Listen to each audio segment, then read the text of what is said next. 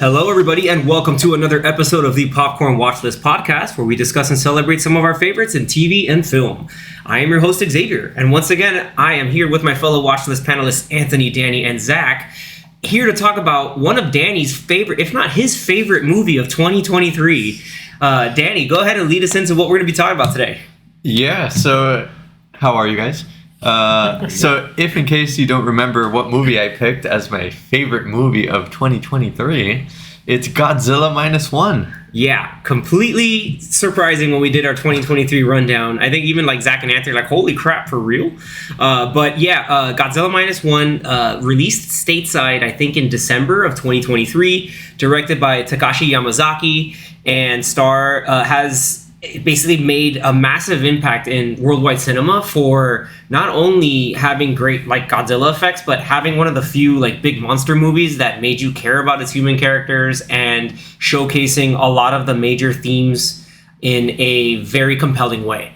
And I know a lot of people would have seen this movie initially. There are some who will look at it and say, oh, I don't want to read subtitles, but it's honestly worth it for this kind of movie. So it's great that it finally recently hit wide release on streaming through Netflix, and so they have it dubbed. So which is kind of whack. I'll be honest. If you can't watch it, it's subtitles. It's dubbed.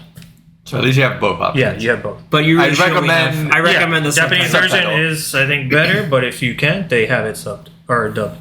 Yeah, and so I was really excited that we were going to talk about this because out of the four of us, I think the only person who hadn't seen it in theaters was Zach. Yeah. And so we finally get to go through some of the rundown into what we thought, and especially I want to hear what Zach thought about it, because I think we kind of gave a little bit of our thoughts, but I'd love to go more in depth with this amazing movie. So Danny, hit us with some facts. Yeah, so first we're going through the budget. So I know we kind of mentioned it also in the rundown. Still don't believe it. Which is unbelievable, especially as we were just talking about budget for something else. Right now, the budget estimate for this one is under 15 million. Yeah, I still don't believe it's it. like somewhere between It's like 10 to 12. 10 to Yeah. 12. Yeah, every report just says it's estimated 15. Like 15 no more than million. 15 has it. Does that just mean they don't pay their actors? Is that what that? Probably, which kind of concerns me because there's some stellar acting in this. Like really, really good acting in this. Considering But they also had like a 9 million is VFX the scene. CGI, and then everything else is for the crew. and like again, considering like this, yeah, the CGI is so good. Like apparently that wasn't like a major, like may or may not have been a major factor in the budget. Which then it talks about like all these other massive budgets that are going into like VFX, like, what are you guys doing? Because this one can do it so well. But because of the VFX is so good, it won an Oscar. Yeah. Yeah. So as a side note, Godzilla has been working for over 70 years, and he finally worked on a project that got an Oscar. So don't stop following your dreams. Yes. He deserves it. Get that lifetime achievement. Anyway, it had a pretty solid run in theaters before, kind of exiting out. And I think it even had a version -1 minus color, which I unfortunately didn't get a chance to see. I didn't get to see, but I want to see it. That's great They because don't have that version on Netflix? No, but it is rumored to be coming out soon. Yeah, I'm sure whenever it comes out on I'm hoping DVD or something. 4K or Blu-ray or whatever, they'll probably have it as a feature. What's really cool about that too is it's reminiscent of the original, which I believe came out in '54. Somebody fact check me on that, but I think it was 1954. It's like you think about it, 54. 54. Yeah, so you're looking at a 70 years of Godzilla stuff, and this movie isn't connected to anything, so it's not a whole monster verse or anything that Toho did previously. You don't have to. There is no major investment. You kind of just go into the story of starts at the end, towards the end of World War II, and then takes you into like 1949, 1950, and and that's where we get our major conflict going on. So it's again, I think it caught a lot of people off guard by it being really well done and having characters you really cared for, considering you have a lot of you have certain plot events that we go through. So if you haven't seen it before or you haven't seen it yet, we are going to dive into some spoilers, some major plot points. So definitely if you're spoilers if you have not seen it yet, go watch it and then come through and listen along, because I rather not, have you be spoiled for something, especially for some of the major emotional punches and developments that happen in the film. Before we continue through there, I just wanted to mention the box office worldwide is 116 million. So it just Not made that much. 100 Over 10 times its budget. And then a fun fact: how much worldwide box office do you think Godzilla movies in general have made? Worldwide. Yeah. I think like 5 billion. By Depends. Well, you want all of them or just like It's All a lot the of- Godzilla it's a lot of- movies. it's a lot of- From 54? From 54 now, 5 bill. 4 billion. 2 billion. 2.5 billion. Really? Ooh. Damn, Zach wins. No, because I thought Price is right. just from the two most recent ones, the American version. Yeah, those the made a lot of American money. ones made Yeah. money. Like Godzilla, Yeah. New Empire made money. Godzilla, the first Godzilla Kong made money. King of the Monsters made some decent money. That's why they're doing the fast track to make whatever sequel. So I mean, I guess. And the Monarch How show, much of it season is 2. from like the last 20 years of movies? Oh, are we counting the one from the 90s? Ah, we're counting the one from the Like 90s. The Matthew Broderick one? Yeah, the Matthew Broderick. No, you mean the Jean Reno one? Godzilla, that one. The one where the guy The freaks guy out. in and says, the guy in the "Godzilla." hospital. He's like, Yeah, Godzilla. he's Godzilla. And Jean Reno's like, I'm part of French intelligence and I have to figure out what's going on with this giant Don't want iguana. Obviously, the babies biggest in the ones subway, Yep. are like the 2014 and up. Those are all getting right? Brian Yeah. Cranston. a good Nice. amount. You know? 10 But years all ago. the Jeez. prior ones, You mean Millie No. Bobby Brown? no, Yeah, it was Brian 10 years Tyree ago. Henry. yeah, that's crazy. Man, that was 10 years. That's Don't 10 Bryan years ago, Cranston. man. Damn. Yep. And That time has Scarlet flown. Witch and her brother being husband and wife. Awkward. And the guy from Before they Friday were Night brother and Lights. Sister. No, I think it was after. No? Yeah, it's after. It was before. It was. Was it? No. When did Oh, it was before. It was probably during the filming. Yeah, it was before because but they were Age in of that, Ultron came but they out were in in that 2015. end credit scene. The end together. credit scene was in 2014. Yeah, because Was that it? was Winter Soldier's end credit scene. Remember? So the movies were the movie was probably being okay. filmed at the same You're right. time that All that right, scene all was being right. filmed. So or it wasn't after. weird at that time. Yeah, it wasn't. It's weird. weird now. Yeah. Good job, Zach. Yeah. All right. Math. But yeah, I remember again watching this movie in theaters was definitely an experience because it's like part of it's like you want or like nostalgia kind of kicked in, but at the same time like you're seeing this as its own standalone film. I'm just like, man, this is well made. Like this is well put together, good character arcs, character relationships, overarching plot of Godzilla, and talking about themes of perseverance and going through loss and living for something instead of just dying for something. Is really great stuff. At the same time, I was a major fan. I know Danny has talked about this too, but I'm a major fan of the film's score and music. Mm-hmm. And even like again, it's just part of the whole presentation on it. And what's cool is that the score, which is composed by Naoki Sato, he used a lot of different themes from various other Godzilla movies and still made some of his own stuff too. Like some of the like original themes. There's a track I think called Resolution that is like it's sort of like the I don't want to be a pun, but like resolute, sort of like heroic stand that the people and the civilians have to do to fight back this existential threat of Godzilla, and it's really legit. At the same time, we talk about visual effects, like over the years. So like Anthony and I think have shared opinions on this, but Danny and Zach, what did you guys think of like Godzilla as you saw him in the beginning of the movie, and then after the whole like Bikini Atoll test, Godzilla as he is in his like main form of the film? Like what kind of emotions, or what did you guys initially think about that? Okay, so you said from the initial scene. Yeah, like So when you first see Godzilla, and then it's like, oh, how Like on the Godzilla island, transforms. on the- Yeah, like, and just like, holy crap, this is a, it did it like, what did you? Because you look at Godzilla in the past, like, oh, it's a guy in a suit, but then you look at this, and Yeah. I wanted to know what you guys thought afterwards. Now in a modern audience with modern things going on. I mean, it looked really Crisp. cool, actually. Yeah, crisp and a lot of detail. There was one scene that I keep remembering specifically was when Godzilla is chasing them on the boat. Yeah. Kind of like that Jaws moment. Mm-hmm. Yeah, I was getting a lot of like, oh, we need a bigger boat kind of. Yeah. Oh yeah, especially when they're since that whole plot point is the main character, joins a crew and they're picking up mines that were laid out throughout World War II, and it's like we got to use the mines against it. It's like holy crap, and it's just like this silent, concept. deadly, silent but like Silent but deadly. Not a fart, but this like. There's barely any music. It's just the sound effects of the ocean, the little mini crane they have, and then Godzilla just kind of swimming after them. Like, and then them screaming. Yeah.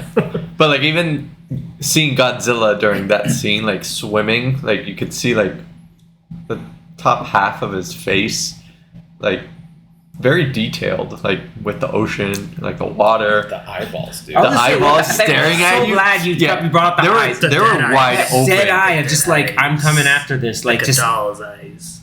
freaky, dead stare of just like this is where I'm coming afterwards, and they're coming after. Sorry, and that whole like we're talking about like the Godzilla alone and stuff, but I can't talk about it without talking about like how the characters, like how you have our main character Koichi like be somebody that's kind of living with survivor's guilt and then trying to persevere based off of other things post World War II Japan, and Tokyo being practically destroyed after the fire bombings in March of 1945, and it's just like how do we rebuild and rebring ourselves up, and whether it's worth life, like should I again that whole survivor's guilt thing, and seeing him just like be faced with of his like internal failure from the I forget the name of the island, but from the beginning of the movie where like the first Godzilla attack happened, and it's like this is now back and it's worse, and it's just like holy crap, how do I deal with this? Yeah. Like this is partially and my it's fault. like the guilt of him not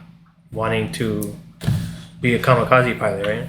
Yeah, initially because he was too afraid to die, but also was like was he honoring his parents' wishes of just come back home? But it's like come back home, but like just be a kamikaze pilot. And the whole thing, I love the beginning of the film where he lands and the crew is looking at him like, yeah, there's nothing wrong with your plane, buddy. Why are you here? It's like, I don't know, dude. Nothing was working. It's like, it's weird it's working now. And so like even the crew is looking at him like, Saved by the Zilla. And then Godzilla rolled up. But it makes you think of like at that moment, if he was able to pull the trigger on the guns on the plane, like would it have actually done something? I still think no. Like I think that would have been like you're dead either way. And I love the initial idea of just like, hey, Godzilla's coming because these weird deep sea fish are floating up to the surface. Like that was a like very once you saw that, already. So ominous, and that's throughout the rest of the film. Didn't make sense. like Godzilla wouldn't go that deep anyway. I don't think. Why not? You can go anywhere. Yeah.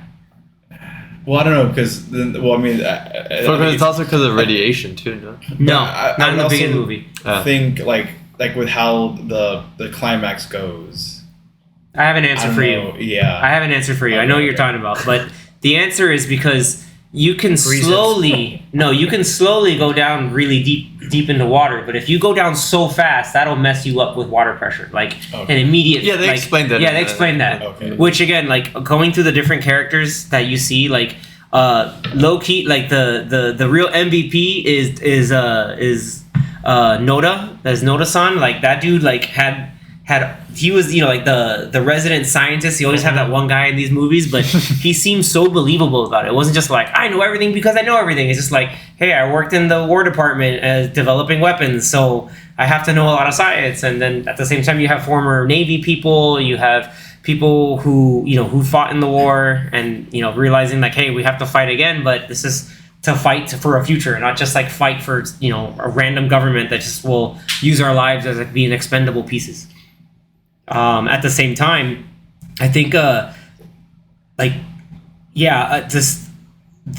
you see the transformation of Shikishima, and then like how he met Noriko when at first like, oh, I have this random baby with me, and then like, okay, we're just gonna raise the baby together. That we're not really a couple, we're just gonna raise a baby, and then hey, look, everything's getting better. We're improving. I'm working now in the Ginza district. It's like the fancy Highline stuff, and then that's kind of like after Shigishima's encounter in the water with Godzilla, then Godzilla shows up in Tokyo and just causes havoc.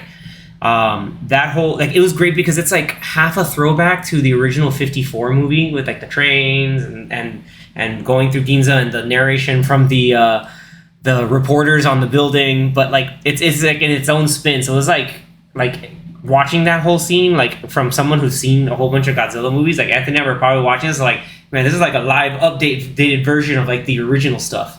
So having you two see it and like not really be familiar with some of this stuff, I think is always exciting. So I went with you, right? You were the one, yeah. Yeah, like, I think like our whole row was like, oh, like we were all making similar reactions. Like, oh man, this is awesome. Yeah, like the whole like Godzilla stepping and then just like displacing the ground and like creating those like craters and popping up the rest of the tail. And the tail whipping through the buildings. Like, dude, that's nuts. Like that is.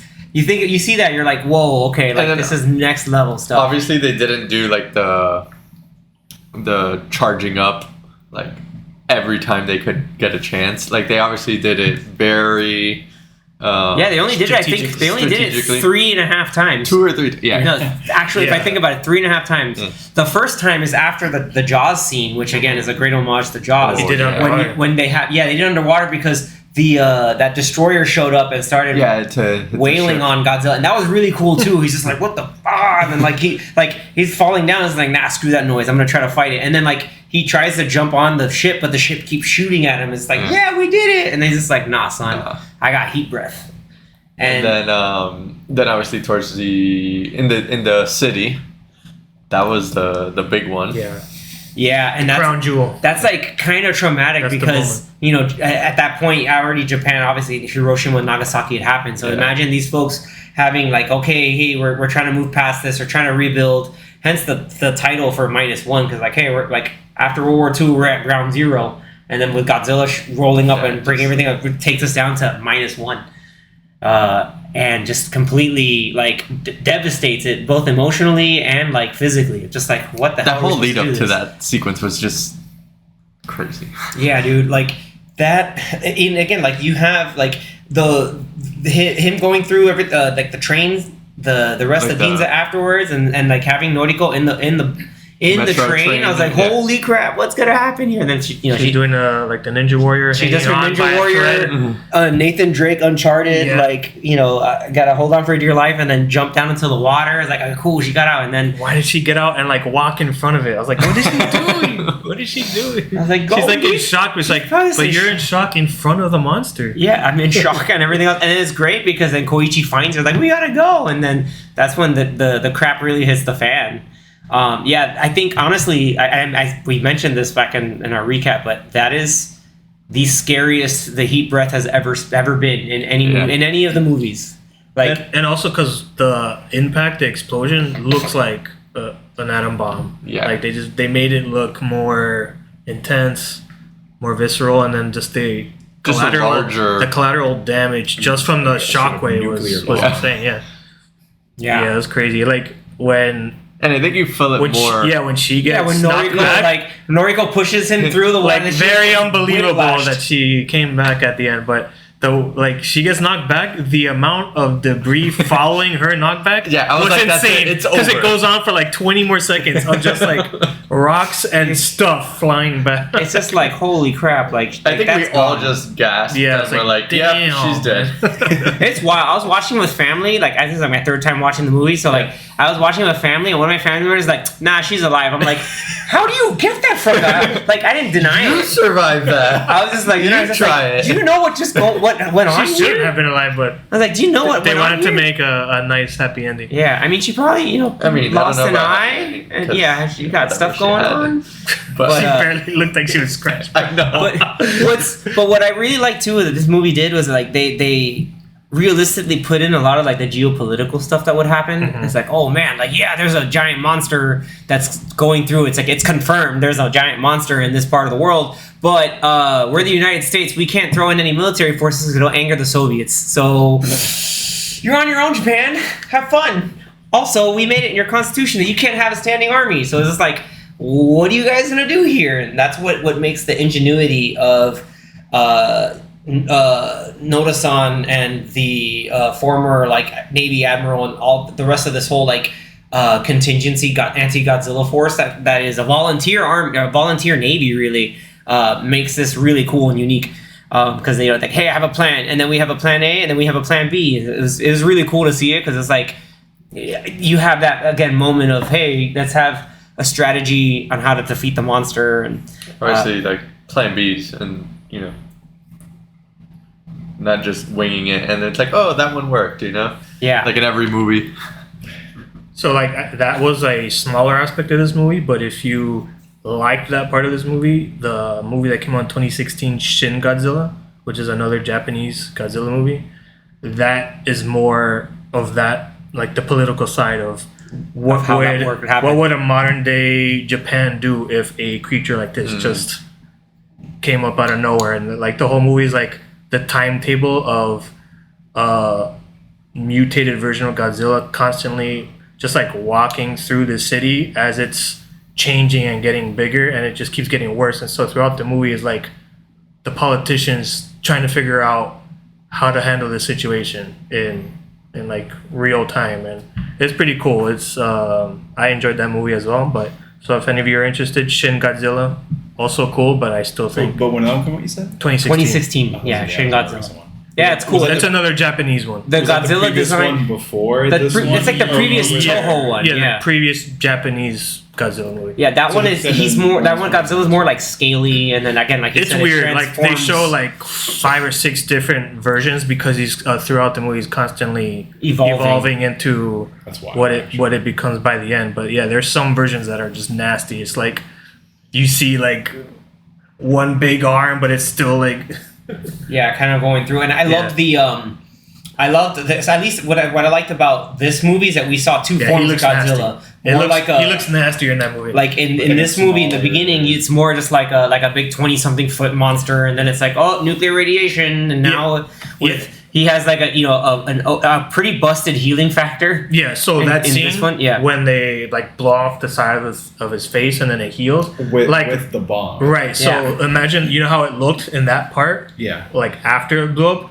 Think of that for a lot of the movie in Shin Godzilla because it's like constantly trying to like evolve into Godzilla, like the main event. Gogeta. But yeah, it's a cool movie. It's a little bit slower paced than this one, but it's still fun and interesting. But yeah, I think this one has a better story. But yeah, it's really fun. Definitely better story, like better connection with the characters.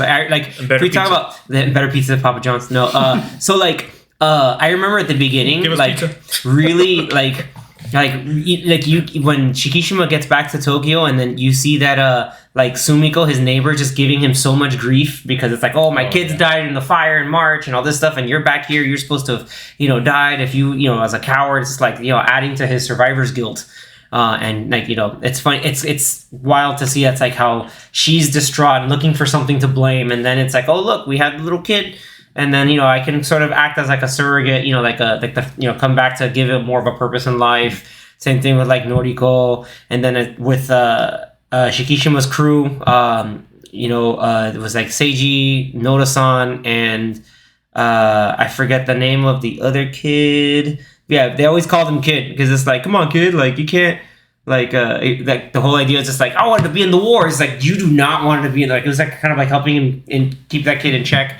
And like talk about a lot of like the trauma and the horrors to keep him innocent. Yeah, and they were like, and then remember when they had the plan, like, no, you're not coming with us because we're doing all this for you, and like that was the whole theme of it, is like having to fight for something. I forgot what the line was, but he said something like how like he's the future or something like that. Yeah, we're doing this for your future, for the future for you, like and like Noda and the captain, they're looking at us like, yep, that's what we got to do, and what's great is like going back to the main Tokyo attack is like you have the OG Godzilla music finally come into play.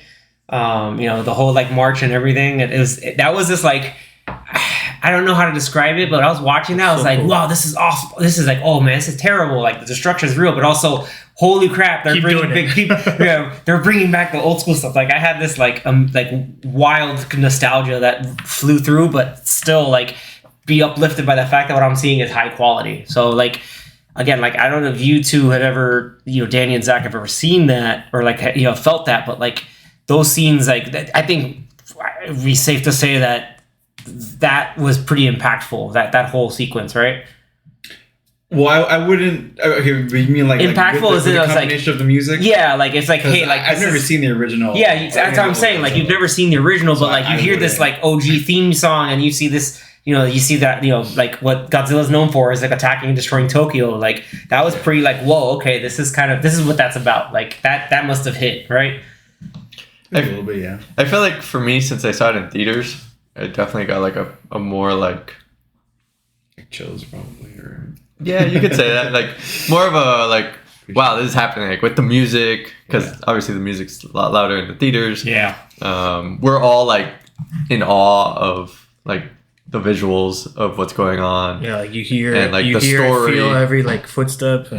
And the tail whips very effective. Like we were all invested in the story. Actually, like after a couple of years of watching like let's say other monster movies that maybe we don't really care too much about the humans. That's usually how they go. Yeah, it's like so they have an over reliance of human characters, but they have the worst story in the movie. That you just like I just want to see. You're like skip, big go creatures. go to the creature.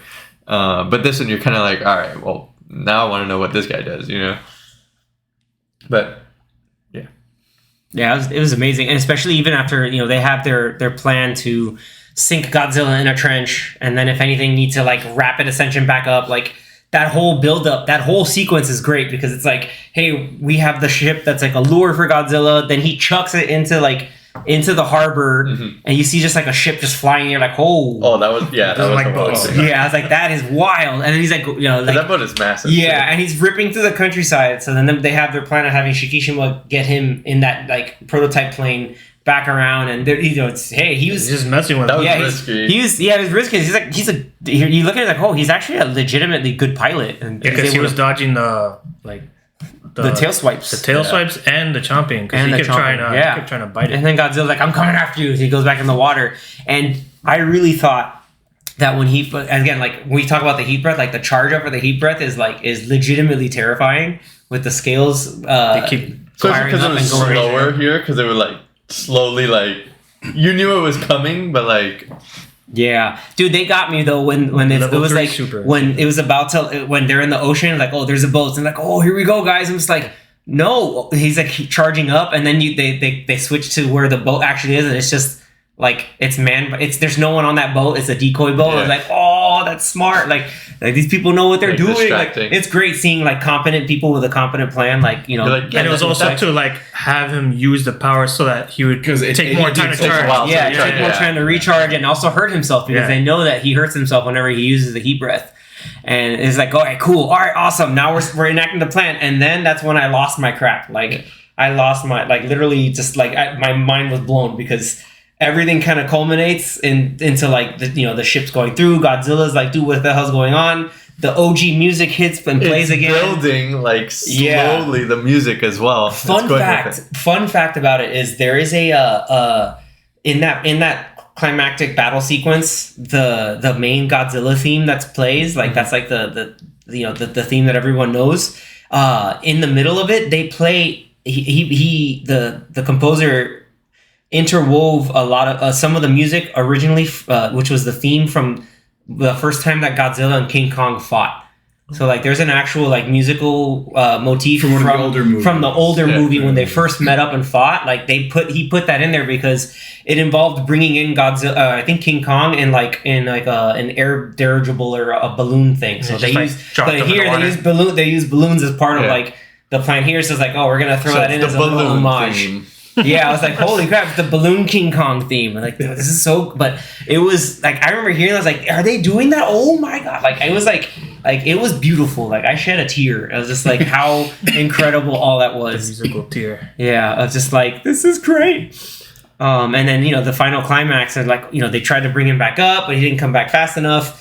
Oh no, we don't have enough, force to, bring him back from the surface. But then that's when this kid shows up with the rest of the merchant marine to help them out. And then, finally what's going to happen? And the whole idea of like, Shikishima getting the main mechanic from the beginning of the movie, he came back and he still has his gimpy leg from the attack, and like basically said like, hey, I need to make up for my mistake. Then he. They hit you with the hey, before you go, there's one more thing, and they cut the. And they cut away, and it's like. And then it's just did he go, y'all need some help, and then no, and then Thunderstruck paid out of nowhere. What do you need, son? That's that movie. Woo, Battleship. Anyway, Better than -1. What? No. So. Terrible. And so like that fakes you out with the oh man, is he actually gonna go through with it and kamikaze this time? And it's great because then they do the anime cut. We're just like, here's the flashback, and he's just like, no, you're gonna live because this isn't about like just trying to like die for something. We have to live for something. Yeah. Like you have to move on and you have to continue living on. And you're like, see, that's the theme of the film, and that and it was great because you see that it's like homeboy hit him with the bomb and just blew this dude's head off. And he ejected at the perfect moment. He ejecto-cito cuz right No! Yes! Every time there's an ejecto seat, it's ejecto-cito cuz. And then boom. Yeah, that was Blew his face off. Blew his Crazy, face off. Yeah. And then he just crumbled. I was like, this is why? Because he was like he was already like frozen, wasn't he? He was half frozen, but he's also trying to charge the heat breath. Right. So like heat breath, and then wait, my brain's gone. So it's just like done, destroyed. So heat breath probably just like exploded with the plane. It just and it just dissipated. The whole top part of his head. Everything from above his jaw, his lower mandible. Yeah, but like again, like you would if you critique it, you're like, oh, it's kind of telegraphed. But like it's even though you may deep down you may know like he's not gonna kill himself. Like you, there's a split second. But it was done well. Yeah, you're just like, man, like I'm still compelled. It's still captivating. Yeah. Like even with all the characters, like when we find out that Noriko's alive, like you have that part. Yeah, like you're just like, oh, okay, but like at the same time, like all this, like when originally they thought she died, like the little girl's just like, where's mom? And then it's just like her.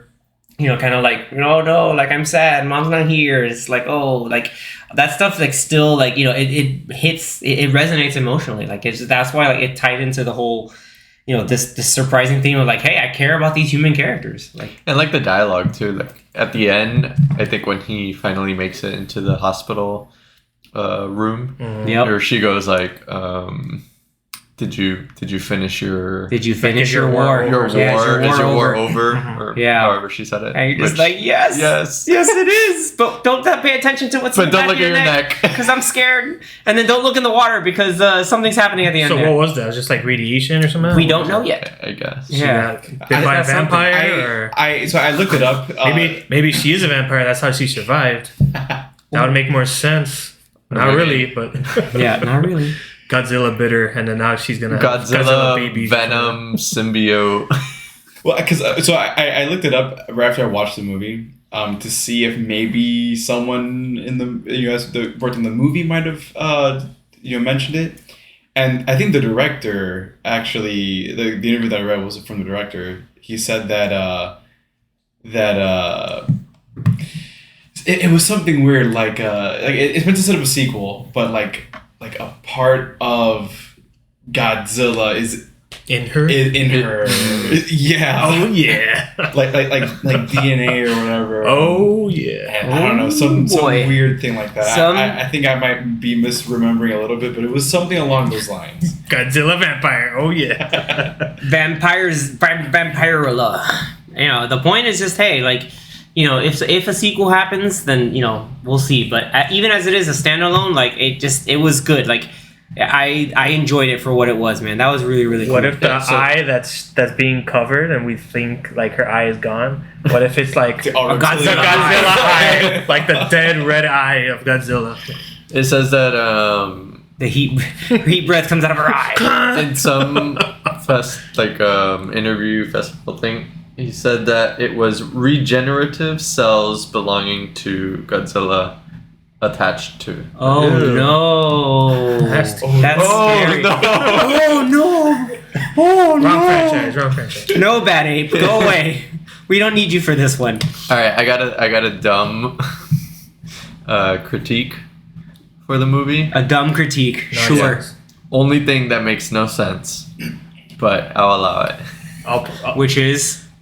Standing in the ocean. Standing in the ocean. Oh, him standing in the ocean. Okay, but that's every Godzilla movie. I know.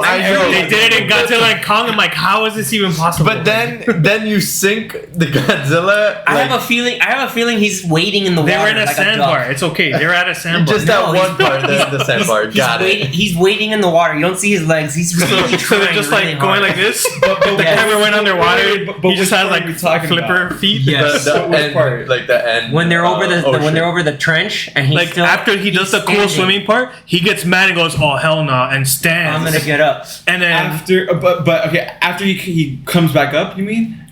So after he heat breaths the fake boat, yes, okay, and then he gets up, and then the fighter plane is still distracting him, and then the two main boats surround him with the gas that sinks him down. He just paddles really hard. With his feet, or is he standing straight up? His little Godzilla feetsies. That's my theory. Or the tail. Maybe the tail.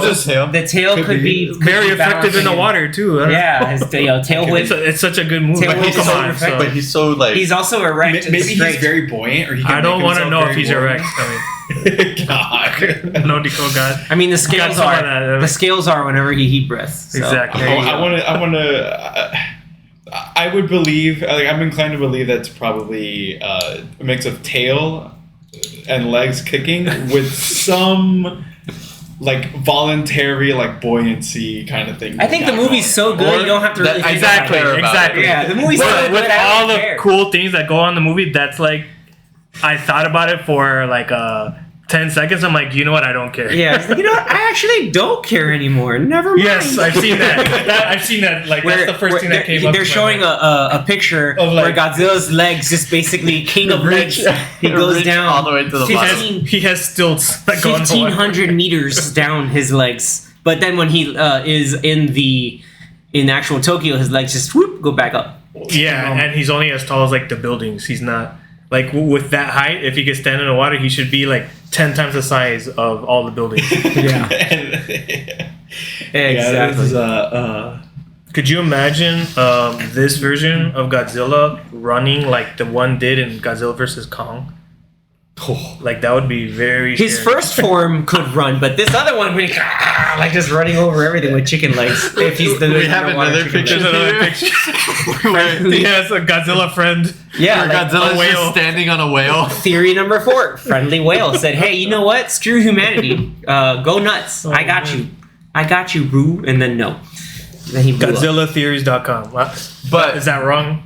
I just made that up. But is that a real thing? Yeah, I'm pretty sure if Godzilla could run and move that quickly, it's over in this one. So, oh yeah, if this Godzilla, I mean, he suplexes. Yeah, the Godzilla in the MonsterVerse actually suplexes. Like he suplexed tackles Kong. And like in New Empire, he hit King Kong with a suplex, and I was like, hey, this movie's amazing now. So like going into it in the very end, like I think I would hope my overall like take on this movie is that it's great to see that we can have the let's have fun, watch monsters beat each other up in the MonsterVerse, like Legendary's MonsterVerse, and then we have the let's explore the human pathos and various really deep existential themes while having a giant monster as an existential threat in something like Godzilla Minus One. So it's just in the end, I think a good time to kind of get both ends of the spectrum when it comes to these monster movies. I don't know if anyone else in the panel, my fellow panelists, would agree, but I think it's something it's nice to have right now. I think it's a good way to find balance on that. Yeah, it's a movie that finally makes you care about the human characters when there's some ridiculous and fantastical thing happening. In this case, is giant creature. And like in Transformers or in a lot of these other franchises with big creatures or characters, most of the time I'm just annoyed when the humans are on screen because they're making them do stupid stuff. I'm like, I just want to see this creature pound on something else on this creature.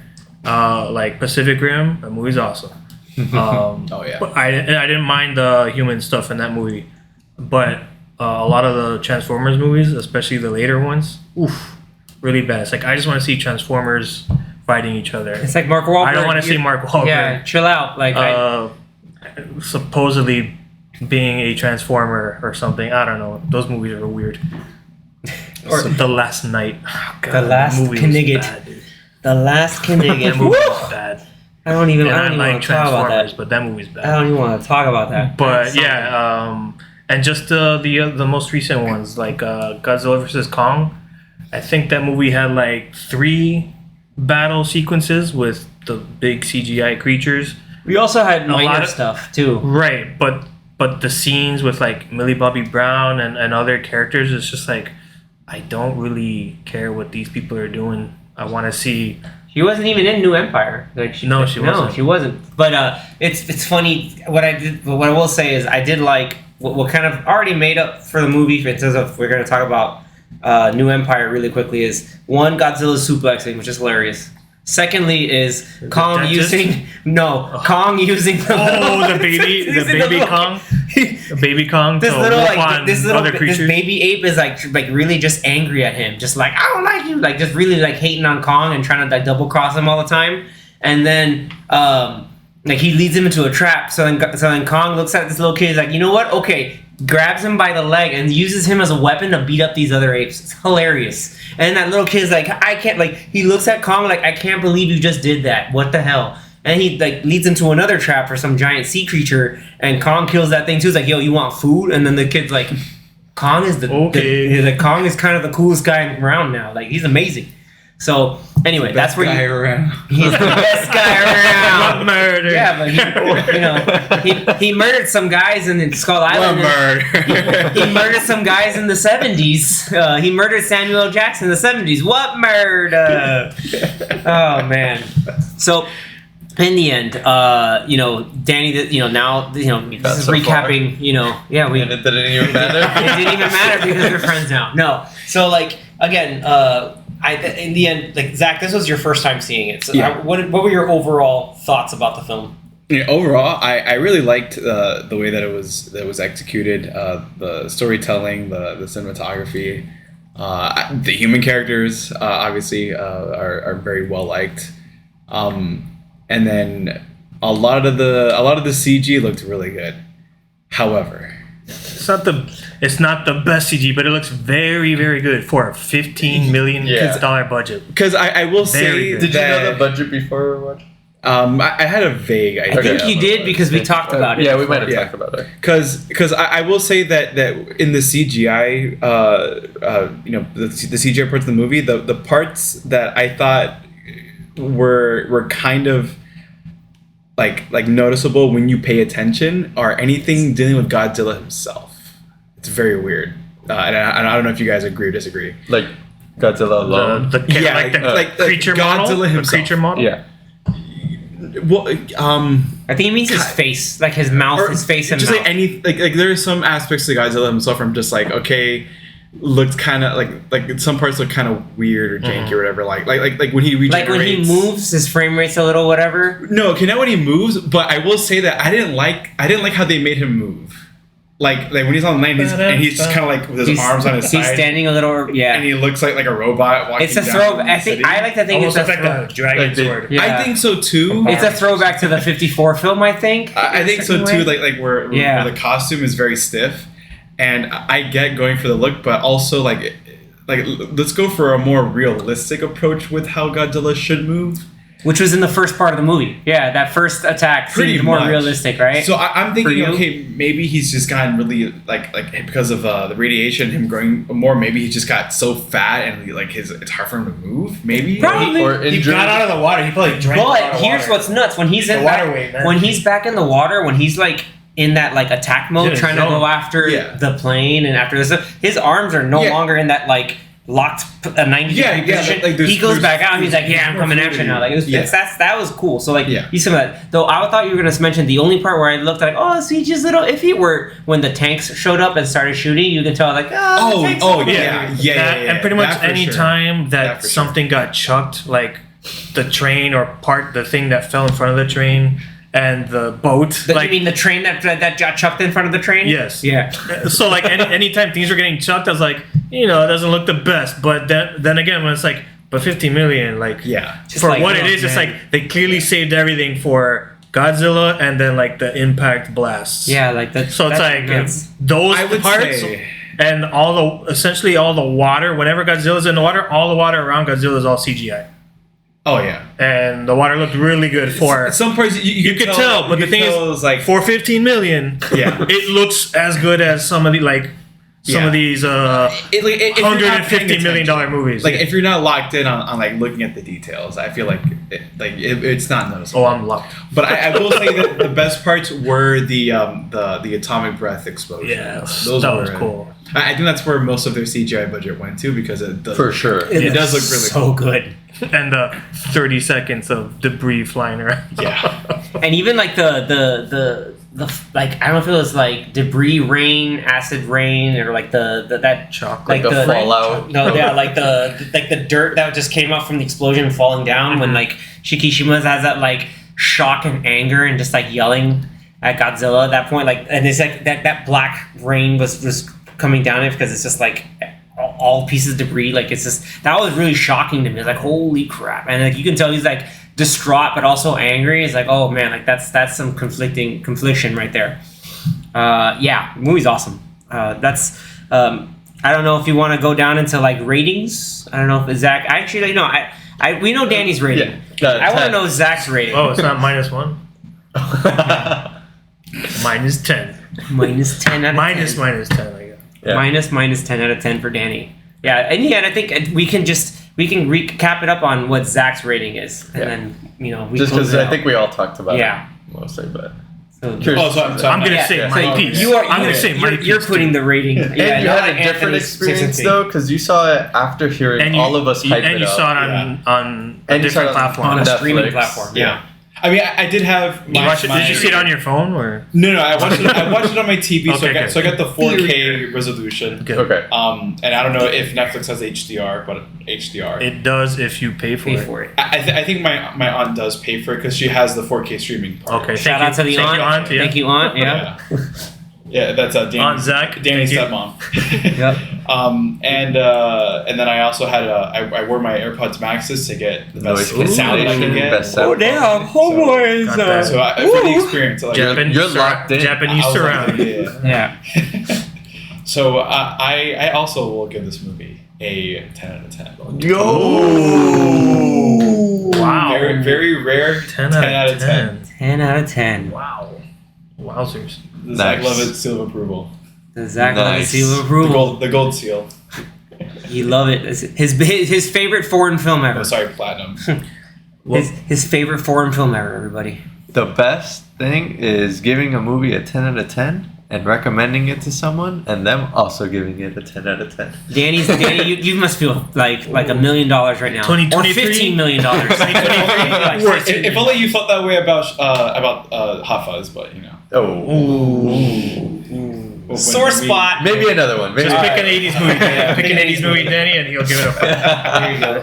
Anthony, close us out. You said you had thoughts. Yeah, so I'm really glad this movie came out on Netflix because even though we all liked it and thought it was great and it feels like it was a popular thing, we read the worldwide box office. It only really made $155 million, which it was great comparative to its budget, but that really means not many people watched it. I know it came here to limited screens. I think it got a few more screens and a couple more weeks in theaters because of some popularity, but at the end of the day, it wasn't as popular as we may think. Obviously, it's not going to be like Marvel movie level, but I'm glad now that it's on Netflix because then hopefully more eyeballs are on it, and then it will actually get people to be like, oh wow, I should have seen this, and this is actually really good, because most people probably think, oh, it's just Godzilla, another stupid big creature movie, why am I going to watch this? It's like, no, this one's actually,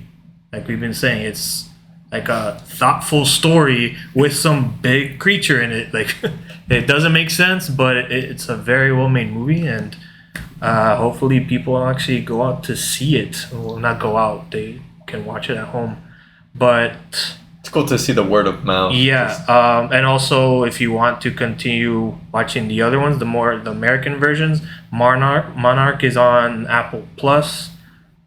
which coincides with the other MonsterVerse movies.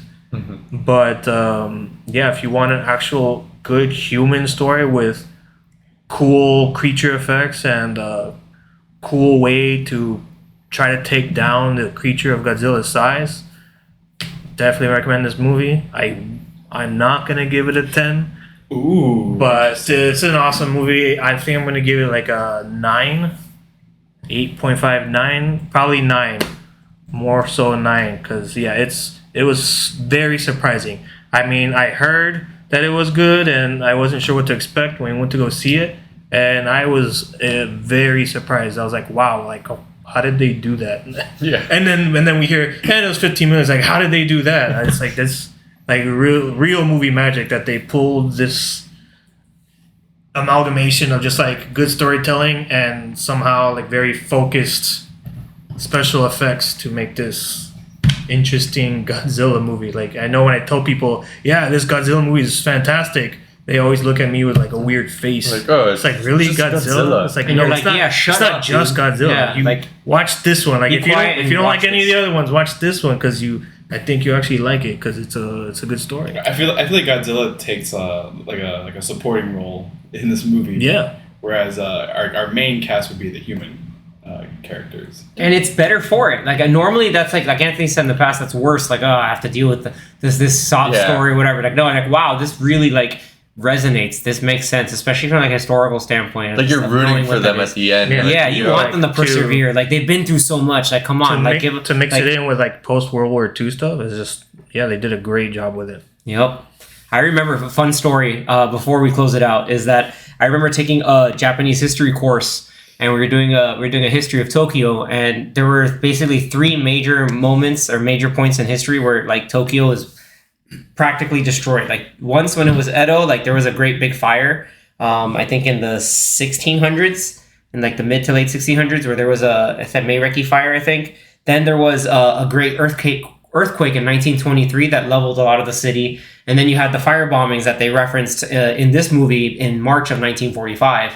And it was funny because then my professor was talking about, we talk about these 3 major moments where Tokyo had to basically be rebuilt from the ground up again. She's like, I forgot to tell you guys that there was a 4th time. Everybody, the whole class is looking at like, what are you talking about? Next slide, immediately is Godzilla from 1954. And we're all like, oh, come on. Nice. And like, dude, I love the professor. She was great because she was known to be like a real like stern and tough, hard grading professor. But then she throws in like an unexpected humorous curveball like that. It was really cool. Because, the reason why Godzilla exists is because of, commentary on maybe the overuse and follies of, nuclear power and, hubris of man and nature and a lot of these various themes. And now you get this new movie of talking through, like, how does society or how do people survive and find meaning and persevere through so much hardship and, and being able to live for something and continue to live for something.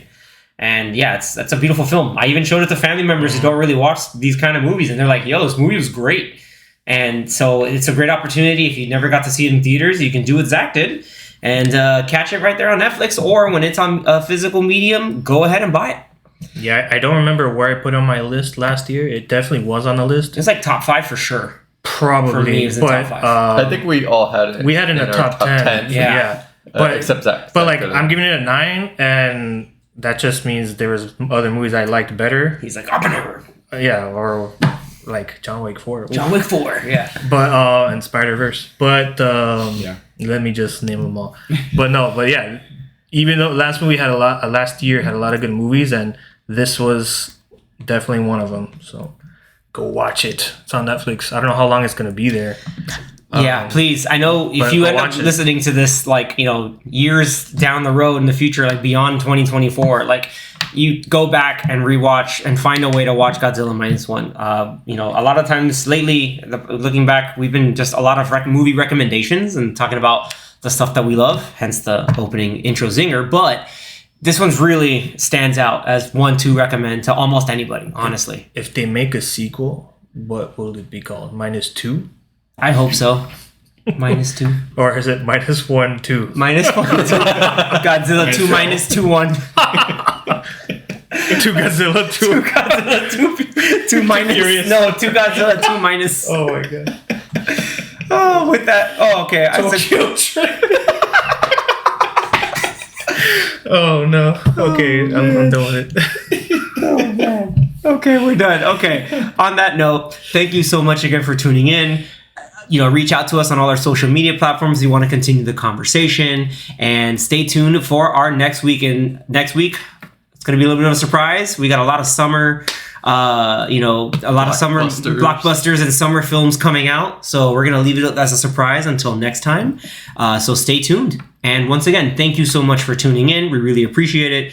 If you haven't done so yet on whatever platform you're listening to us, please like and subscribe and let us know what you think. We'd love to improve and get better to see what the rest of the crowd wants to know. Thank you so much, everybody. Till next time. See you later. Later. Goodbye.